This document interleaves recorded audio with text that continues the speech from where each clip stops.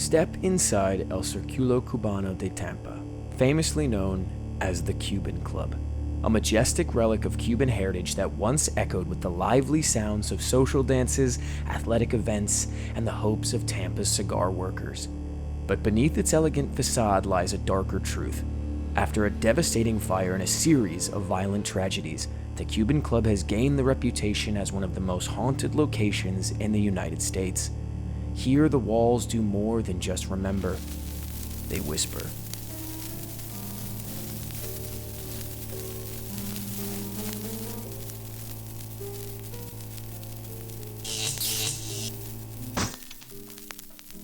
So the story of the Cuban Club begins in the late 1800s when a central railroad was built up through Tampa from the South Florida Keys.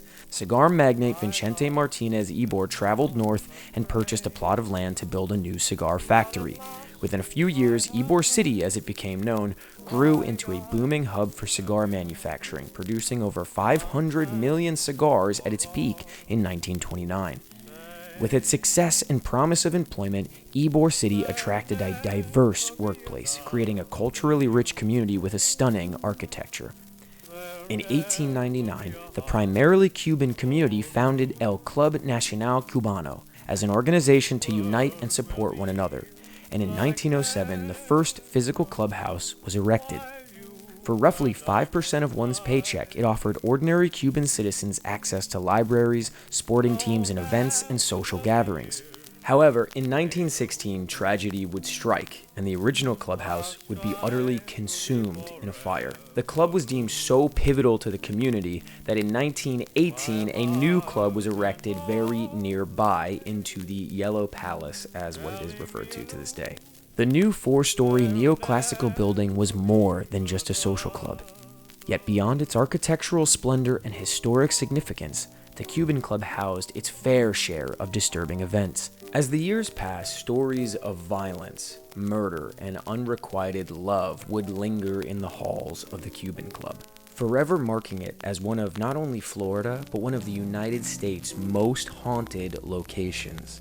Locals say that there could be up to dozens of spirits that roam the halls. However, it seems that most of the activity is centered around 4 main spirits at the Cuban Club.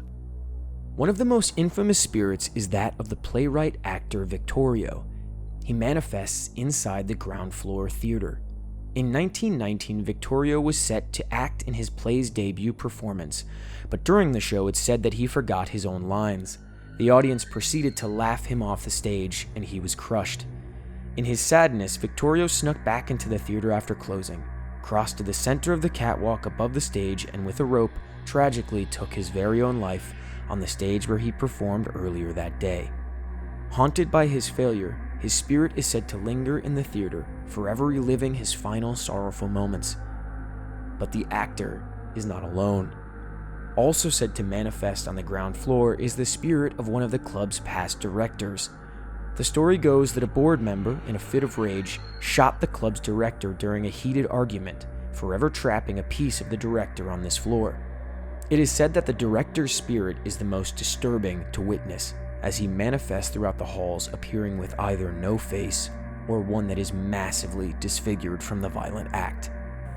Due to these 2 men's tragic ends, perhaps it's no surprise people report hearing whispers and cries in the theater, as well as seeing full-bodied apparitions.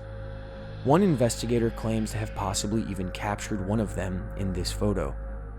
Could this be the spirit of Victorio? Or perhaps the director attempting to make contact? You be the judge.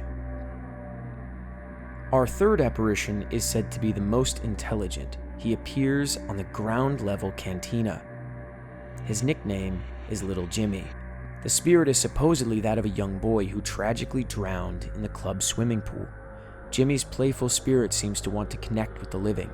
His innocent laughter often echoes through the halls and is often contacted with the use of playground balls, which he seems to enjoy rolling around.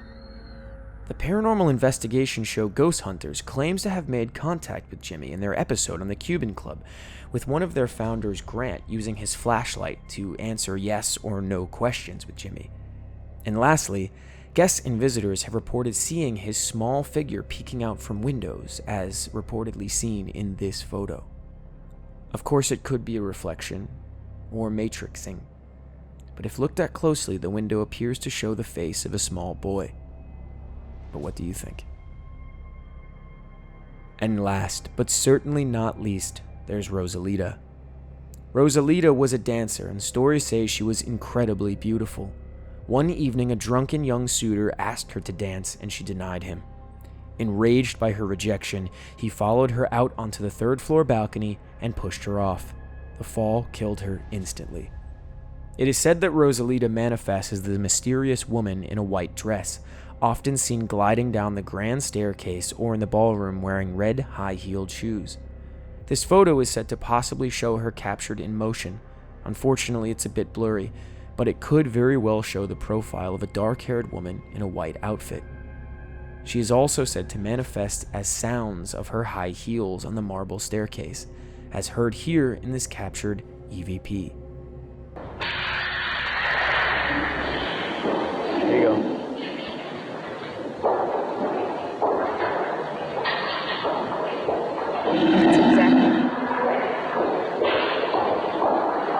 Keep in mind, the investigators of Ghost Hunters debunked their own footsteps as being the cause, as they all investigated in sneakers which weren't audible on the marble floor.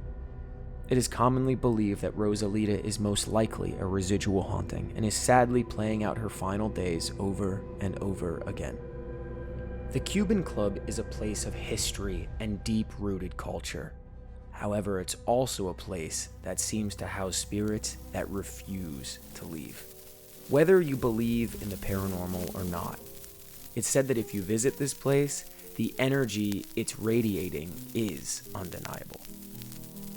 So the next time you're in Tampa, why not take an evening to visit the Cuban Club? Look around carefully and listen. You might just hear a whisper from the other side. But at last I have learned why I have you. Hey everybody, thanks again for tuning into the Stash. If you enjoyed the video, hit that like and subscribe button and also see what else we have on the channel. I do a lot of spooky deep dives into creepy video games, and I'm going to do more paranormal and things like that, especially with the season coming up. So I'd really appreciate if you check out what else I have. And if you know of any other creepy, spooky locations that you'd like me to deep dive into and check out the history, let me know in the comments below. I always love learning about more ghosts and things like that. Until then, my friends, stay spooky, and I will see you very soon.